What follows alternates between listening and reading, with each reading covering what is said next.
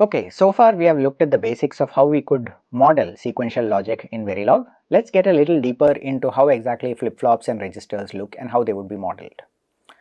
So we have already seen that this is the basic code corresponding to a D flip-flop, except that things look a little confusing out here. If you pay attention, you will realize that I have a few signals Q, Z, CLK, but now I have basically said always at POSage Z, CLK is equal to Q, okay.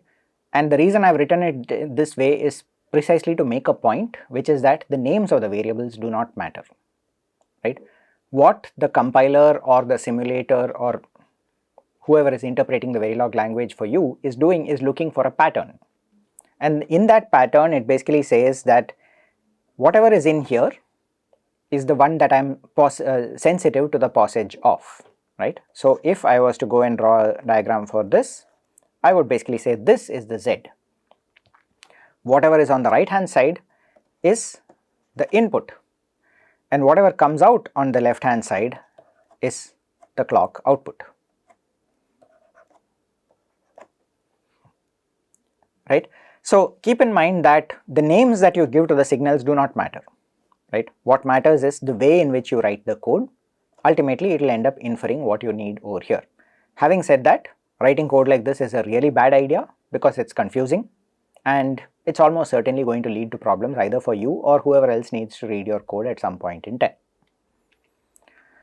So in general, right, the names do not matter. You should prefer to use always underscore ff rather than just always, right. Although as long as you are not writing something very complicated, just writing always at POSage is also perfectly fine, right. And as I said, this is more or less a convention to map this structure onto a D-type flip-flop, okay. And what do I mean by a D-type flip-flop, and why do I say this is a convention? Because as I said, this is a pattern match. It basically looks for a pattern like this and decides, okay, this should correspond to a certain piece of hardware, okay. The way that compilers work, as you hopefully have some idea now because we have looked at it in the context of C programming and also a little bit in terms of Verilog. You basically take the code that you write, break it up into a set of intermediate representations and then start doing pattern matching and say, okay, this pattern looks like an if, so maybe it's a multiplexer. This pattern looks like an always at POSage, it must be a D flip-flop. In the case of C, I would have this looks like a for loop, so I need to basically set up a variable, I need to have a branch statement, I need to have a comparison, right.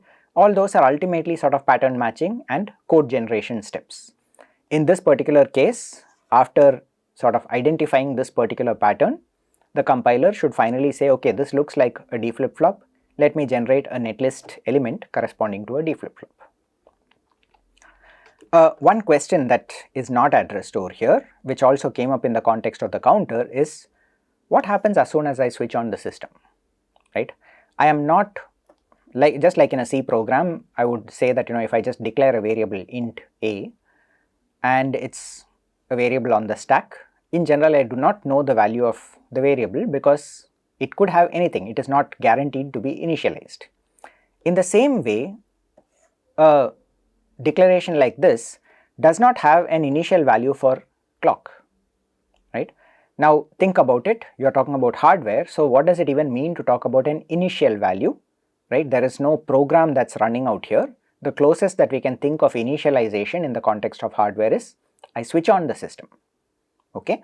So when I switch on the system, the power on, what should the value of clock be, right. And it turns out that there is no guarantee that it's going to be 0, and in fact there can be scenarios where it is not 0. This typically happens if you sort of switch off something and then switch it on again very quickly without having waited for sufficient time, because there are still capacitances holding voltages inside the circuit, and when you switch off and then switch on again pretty quickly, you will find that those values just pop back up as a logic 1 even though you are expecting to see a logic 0, which is also incidentally why very often you will find that people say, okay, switch something off and hold it in reset for 30 seconds before letting it go, right. You want to make sure that everything has had a chance to reset to a known state before you proceed. But the point is, power on is our equivalent of initialization, and the question is, how can we guarantee a known initial value when we switch on the system? the approach that is commonly used for that is a so-called reset signal, okay.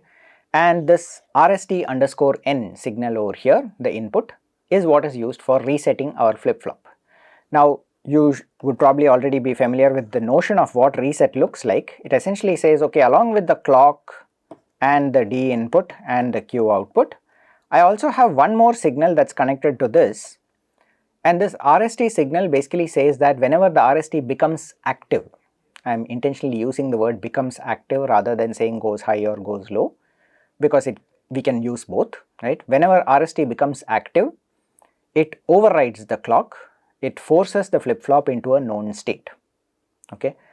Now in this case, if we look carefully at this logic out here, what we are saying is, first of all, my always at has become a little more complicated, right. It says posage clock or negedge reset n, and then it checks if reset n is equal to 0. If not, reset n is the same as checking if reset n is equal to 0, right. If reset n is equal to 0, it says make the Q value 0, else take whatever was on D and copy it into Q. So in other words, this else portion is the regular flip-flop operation, right. What I have done is I have basically put in another condition out here, and if you look at it, this if condition occurs first, right. It takes priority, it takes precedence. It says that if the reset condition is over here, first do that. Only if there is no reset over here, that is the reset is not active, go ahead and behave like a normal flip-flop, okay. So a couple of things come to mind over here. One is, as you can see over here, this is what is called an asynchronous reset, right. The way that this logic is described over here, it basically says, hey, look, doesn't matter whether the clock is there or not, if the reset n becomes active, go ahead and do this immediately, don't wait for a clock. Now you might wonder, okay, the clock should always be there, right, and well, the fact of the matter is the clock is also an electrical signal. There is a possibility in certain circuits that the clock has not yet become ready, and therefore the reset might come even before the clock becomes ready for a given system, right. So this kind of asynchronous reset is needed in such a scenario to make sure that the circuit still behaves the way that it does. We will talk a little bit more about that later, right. The second thing that you might notice is I am using a negedge over here, and I am also calling the signal RST_n. The first things first, the easy part, RST_n basically means that this is a negative polarity signal, meaning that the other term used for it is active low, right. And what active low in this case means is whenever RST_n becomes low, that is this condition RST_n not of that is true, right, that is when it is active, right. So RST_n automatically is a convention, it is not a rule, it is a convention which says that it is a active low signal, and I would typically be looking for RST_n being equal to 0 as my active condition for enforcing the reset. Keep in mind that it is entirely possible to omit this exclamation, it is perfectly valid Verilog code, it is incredibly confusing and will just lead to problems for you. So when you use these kind of conventions, stick with the conventions, do not try to break them, okay. So that is the easy part, I have active low. Well, the the RST_n is just a convention to indicate active low. And a related thing is, since I am looking for RST_n becoming low and I do want my circuit to be sensitive to the reset, I look for a negedge, right. I could have omitted this negedge and just said look for any change in RST_n, but I am not really interested, I only want to know when RST_n is becoming low, which is why I put in the negedge of reset. Technically, even if you leave out this negedge over here, most synthesis tools will still recognize it as a reset, but it is convention to sort of write it this way, and it is clearer when you look at it like this. So that is one part of it, how we write the code. The second question, which is why are we using a negative edge and not a positive edge? In other words, why do we use active low instead of active high? That is not so straightforward, right. There are certain kinds of logic families in which it actually does make sense to use a logic low reset as opposed to logic high, and there are certain kinds of circuit constructions where, for example, just the way the system comes on, it is more logical to assume that the reset signal is going to be low to start with and then can be pulled high after a certain amount of time, right. So therefore logic low resets tend to be the ones that are commonly used. Having said that, especially inside an FPGA, there is no particular benefit to using active low, right. This is pretty much just a matter of convention at this point. You will find a lot of logic where you have active low resets and passage based clocks, right, mixing the two together. So it's common, you will see it. There is not a compelling reason to use active low or active high reset. Both will work perfectly fine, especially inside an FPGA and in most digital circuits. But there can be circuits in which it does actually make sense to use one over the other. So be aware of it, know the differences between the two, but if there is no other reason to make a choice, you could probably just pick one and go with it, whatever is the convention being followed in the design group that you are working with. Alright, the alternative to that is what's called a synchronous reset, right. So what's a synchronous reset? You will notice that the sensitivity list no longer includes RST, right. That's the only real difference over here. The condition remains the same, the else condition remains the same, the declaration of the wires, everything else remains the same, but the behavior has now changed, right. In terms of schematic, this is sort of like saying that I have a clock, I have my Q output, I do not have a reset signal. So what do I do instead? Well, one of the things that you could do, for example, is to look at it something like this. I have my D input and I have my reset, right, or to be more precise, RST underscore n. And what this does is, any time that RST underscore n is low, it forces this value to be low, which in turn forces that this Q output is also going to become low, irrespective of what is the value on D, right. So you might wonder, okay, isn't this an extra piece of logic? Yes, it is, right. There is extra logic involved over here, but there are certain reasons why this is actually quite efficient to use, especially inside FPGAs, right. And well, one other thing is that it also ends up synchronizing the reset with the clock, right. Basically what happens is that you now have this thing where the reset signal even has a chance of changing the output only when the clock is present. So the earlier scenario I talked about, where for example maybe the PLLs, the phase lock loops, have not settled and therefore there is no clock signal present, you would not be able to reset it, right. Having said that, synchronous resets are common for a couple of other reasons which we will talk about briefly later, right.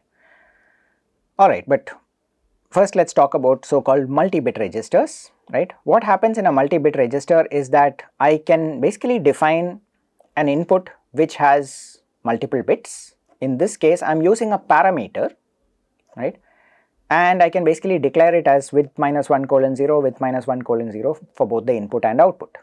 What does the signal look like? It essentially looks something like this. I have a set of 8 different registers, right, all of which are connected to the same clock, and I have D0, D1, D2 up to D7 out here, right, and I have the outputs as Q7, okay, Q3 in this case, Q2 in this case, and Q2, Q1 and Q0 in this case, right. So what's the interesting thing over here? All that matters is there is a common clock connected across all of them, right. There is also a common reset which is synchronized across all of these things, and it essentially makes sure that at one shot I can make the entire 8-bit value as 0, or I can use it to copy a value across from input to output, okay. So this is actually very common in practice, where the kind of places we would need it is pretty much anything involving numbers or buses, right, which means that any kind of numerical computation, processor design and so on, we will be using multi-bit registers.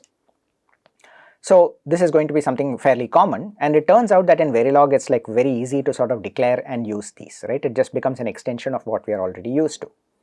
One nice thing, there are a couple of interesting things about this piece of Verilog code that I want to bring out. One of them is the use of this parameter, right. Declaring a register with this hash and the parameter over here is a good way of writing code, because if I now wanted to declare a, let's say, 16-bit register, it turns out I do not need to rewrite this code and call a new register underscore 16 or something like that. I can actually, at the point of instantiating the register, just declare the number of bits within it. The exact syntax for that will be seen in some examples that we'll look at later, right? But the point is that I have only given this parameter width equal to 8 as a default value. I could have skipped this entirely, but usually that would lead to problems, because then it would complain if I just tried to use a register without a parameter, right? So I can usually give it a default value, and if I don't give it a default value or try to override that default value with something else, right, it will end up declaring a 16-bit register or a 13-bit register or a 25-bit register, whatever I want, just by changing one width parameter. That's the first nice thing about Verilog, right? Of course, VHDL and other hardware description languages have equivalents for every single one of these things that I'm talking about over here. So it's not as though Verilog is special as a hardware description language in that way. I am just using that as an example. The second thing is, you will notice this particular syntax out here. Effectively what this does is it takes the value 1 tick B0, which is essentially the binary value 0, puts it within curly brackets and makes width number of copies of it. In this case, since width is equal to 8, it makes 8 copies of it, which means it converts it to an 8-bit value, puts that within these curly brackets and essentially constructs an 8-bit sequence of bits, right, an 8-bit value. And I can take that 8-bit value and directly assign it into any other register, for example, that has been declared as an 8-bit value. Okay. So this is just a nice bit of syntax in Verilog that allows us to essentially create n copies of a bit.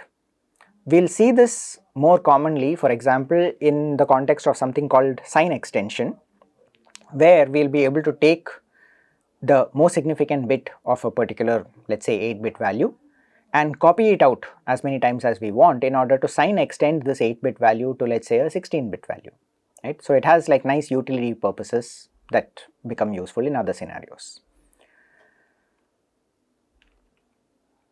Alright, the next sort of useful piece of Verilog code over here is what is called a shift register, right?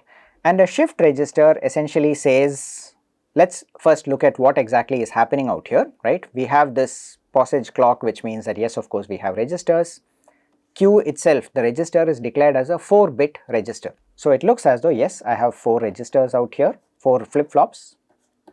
I'm going to draw them out side by side out here, right? And if you look at it, right, let's first identify what clock they have. There is just one passage clock, so yes, all 4 bits over here are controlled by that clock, right? So I'll call this as Q3, this is Q2, Q1 and Q0. Now if reset, right, all the 4 bits outputs are going to become 0. I'm not going to draw that because it sort of will clutter up the diagram a little bit. What is interesting is the else part, right? Let's look at what I'm writing over here. Q equals Q of 2 colon 0 and data in, okay? So first things first, the left hand side is actually a short form for Q of 3 colon 0. So it's actually all 4 bits, right? And the right hand side is essentially saying I'll take Q of 2 colon 0 and I will also take this data underscore in value, create a 4-bit value out of it and copy the value out here, okay? So just to sort of make things a little simpler, let me actually reverse this around and say that this is Q0, this is Q1, this is Q2 and this one is Q3, okay? Now why did I do that? Because it makes it a bit easier for me to show what I'm going to do. If you look at this, what it sort of seems to say is take Q2 and put it into the position of Q3. So take this and connect it in here. Take whatever was in Q1 and connect it to the location Q2, okay? So this basically gets connected out here. Take whatever in position 0, right, Q0, and put it into position 1. So this happens. And what goes in as input to Q0? this signal data underscore in.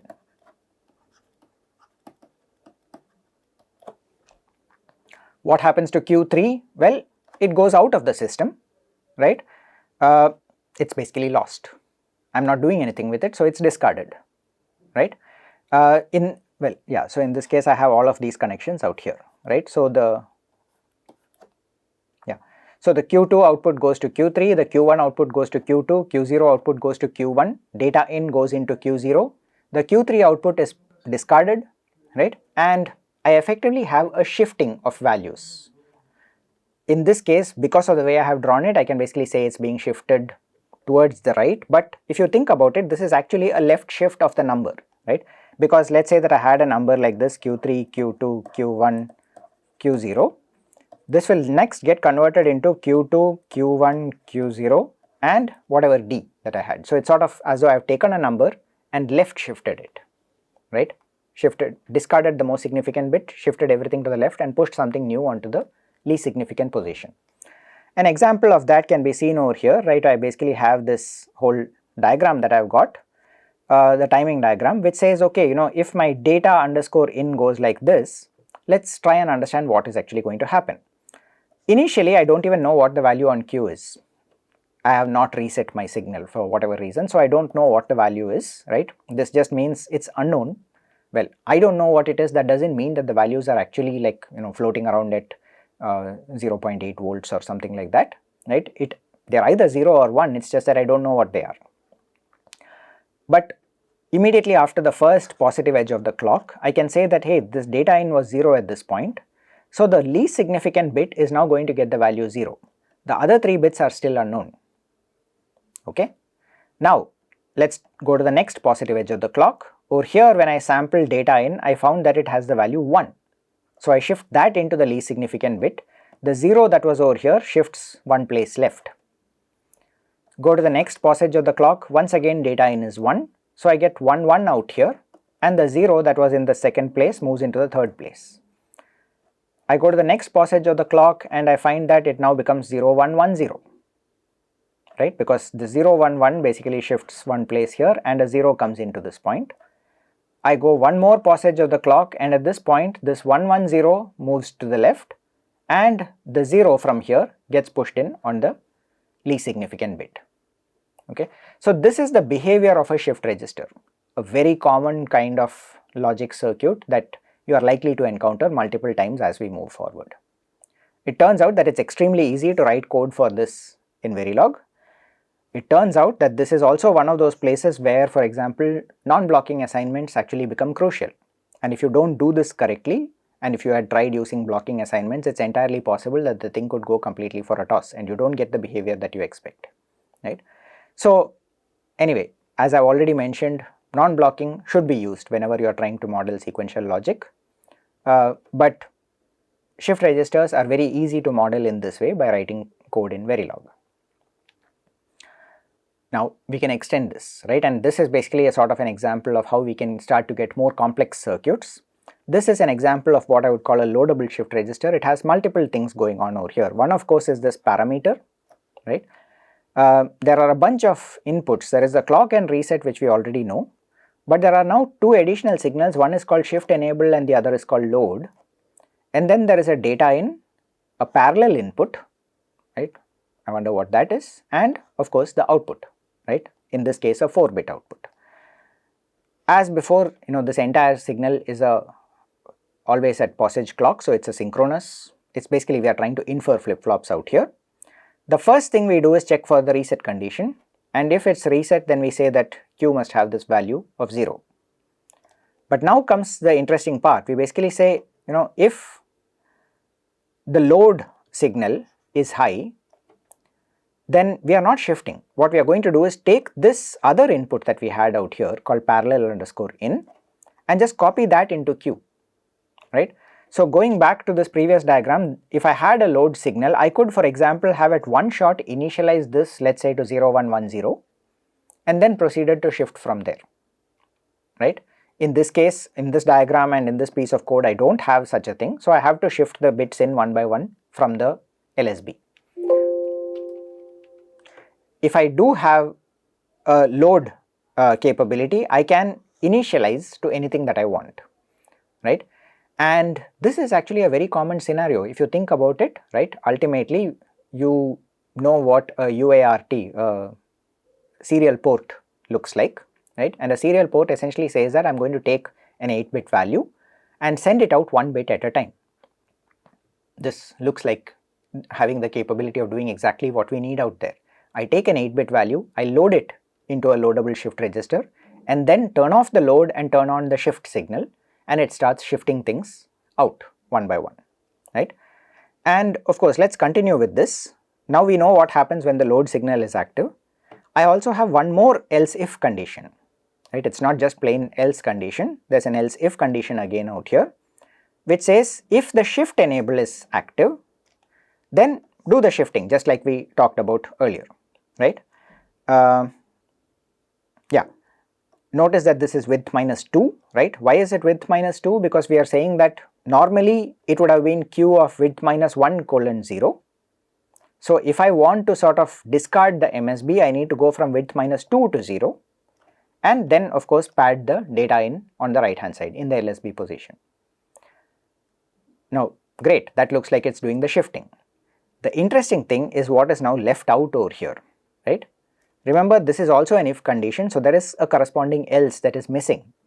And what that says is, if I am not in reset, and I am not loading something new, and I am not shifting, what should I do? And the answer is, well, this is a flip-flop, don't do anything, just hold the value that you currently have, right? It will not change, it will not decay away, it will just hold the last value that was loaded into it and remain there until either you try to load a new value or you shift, or perhaps you just override everything by giving a reset.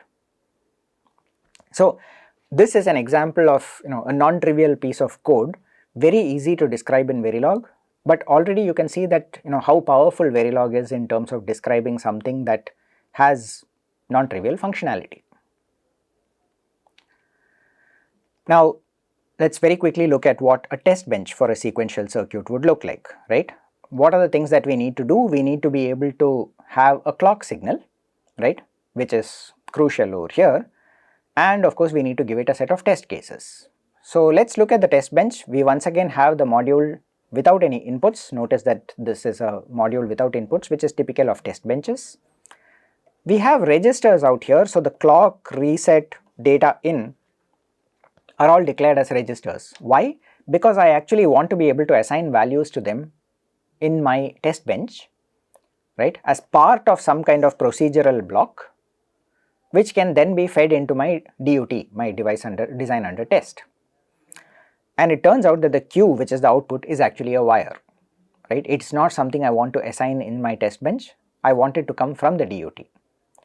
Now this notation over here, right, is a short form. It's like a clever way of doing the dotted notation that we talked about, right? Remember what the dotted notation is? It would have said something like dot clock of clock, dot q of q, dot data underscore in of data underscore in, right? So all of these things would have been declared at one shot out here, right? And of course the reset as well. So this dot star is a nice sort of shorthand for writing all of this code.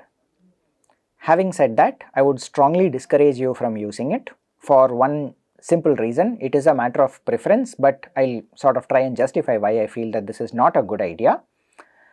The reason why this was used in the first place, the dotted notation, was because there is a possibility that we might modify our shift reg or our design under test in such a way that maybe we add a signal or change the width of a signal or move signals around. And when we do something like that, we don't want the specific order in which we put these things in here to matter, right?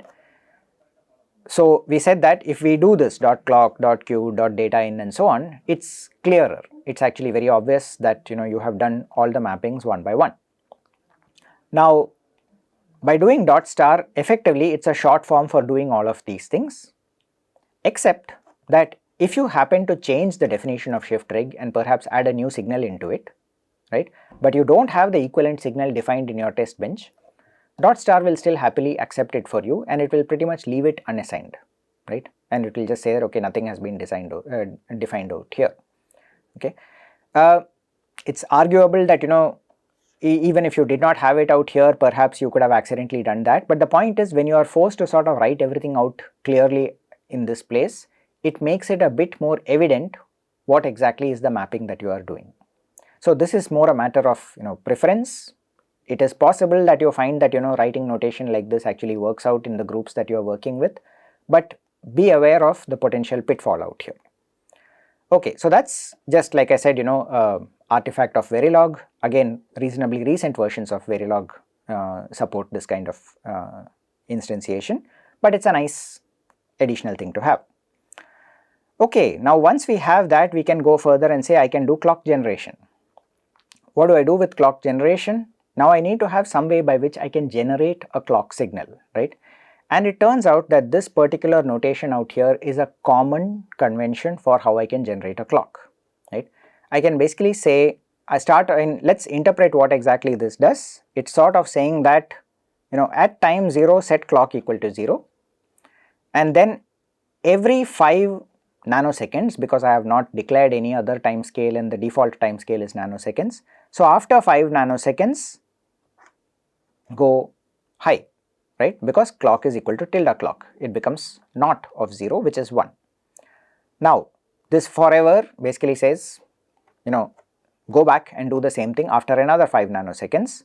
In terms of how Verilog handles it initially, what is happening is that every time that this particular statement executes, it schedules a new event 5 nanoseconds later and says, okay, 5 nanoseconds later I again want you to make clock equal to tilde clock. I go there and at 10 I once again make it 0. Immediately I schedule a new event for time 15, right? So at 10 this has happened and at time 15 it schedules the next event. So in this way it makes sure that you are going to get a clock kind of a signal that varies, that flips every 5 nanoseconds. One thing to note is, because I initialize clock equal to 0, the first passage happens at time 5. Subsequent passages will happen at 15, 25 and so on. If you want your passages to occur at 0, 10, 20 and so on, just take that into account, right? Make sure that your first passage occurs on a multiple of 10, so that all subsequent passages will also be on 10. Again, personal preference, it makes no difference whatsoever to your simulation. It shouldn't, at least. So this is just a question of how you look at the signal and how you interpret it. Now the final part, right, now that we have a clock, is I need to provide signals. First thing I do is I basically initialize everything, and I'm saying over here set a reset value to 0. After 10 nanoseconds, release the reset. Take away the condition that reset is equal to 0, because RST_n indicates that it's active low. So when I make it equal to 1, I'm releasing the reset, right, taking it out of reset. Alright, after that I specify, I just wait for 10 nanoseconds each time and specify data n equal to 1, 1, 0, 1 and so on, and you have a sequence of values that we can go through. Okay, so this is the typical structure for a test bench in a sequential circuit. So here I have the example on EDA Playground where I have taken the same example of the test bench in the sequential circuit and just coded it in, right? So you can exactly see how it works. The test bench is here on the right hand side, the actual module, the shift register is here, or rather the test bench is on the left hand side, the module being simulated is on the right hand side. So the module, the behavior that we expect is when it is in reset, the output should be 0, and when it is not in reset, I should be shifting, right? And depending on what the data in value is, that should get shifted in here.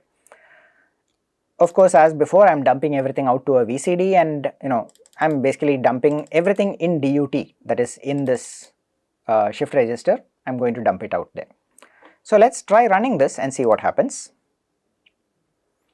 So once I have run the simulation, the waveform should open up, and what we can see is all the signals that we have over here are now showing up at this point, right? We have the clock, we have the data in, we have Q, and we have the RST_n signal.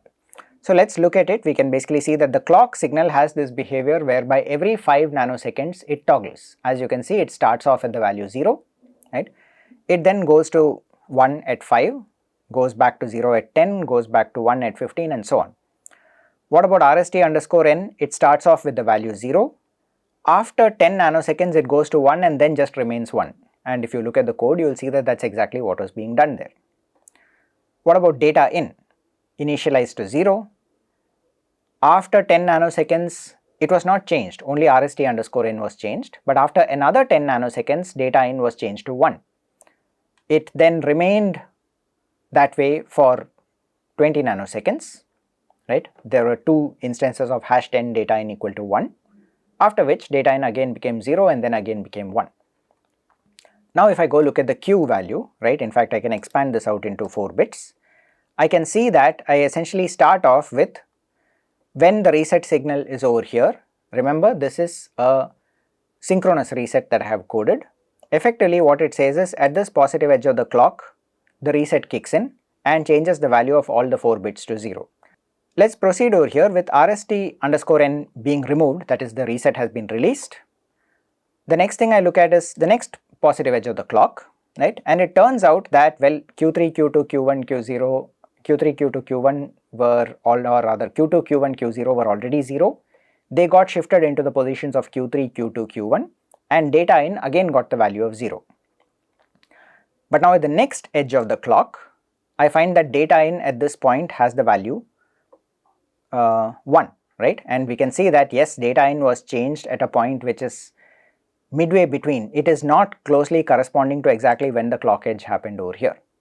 Now this is something that we actually need to be careful about, and in fact in practice very often we do this. In test benches we change the inputs at a different edge than what we feed in to the data itself. The reasons for that will become a bit more clear when we talk about the actual timing analysis. It turns out that even in practice you do need to make sure that something of this sort happens, but you don't need to use negative edges. You can always deal with it by the fact that your inputs are themselves coming from another part of the circuit. But in this case at least we know that we don't have any confusion here. When I look at this edge of the clock, data in has the value 1, that gets shifted into Q of 0. I go further to the next edge of the clock and over here what I find is data in again has the value 1. So Q0 as well as Q1 get the value 1. The next time around, the 1, 1 that I had over here in the Q1 and Q0 get shifted into Q2 and Q1, right, and this Q0 instead gets the new value of data in, which is once again 0. Now out here we also see that the actual value of Q is being shown. Initially it was 0, it then goes to 1 which is 0, 0, 0, 1, 3 which is 0, 0, 1, 1, 6 is 0, 1, 1, 0, and finally D is 1, 1, 0, 0, right, or rather 1, 1, 0, 1, okay. So that basically gets interpreted as the hexadecimal value D. So the waveform helps us to sort of very quickly visualize what is happening out here and to see how the values change.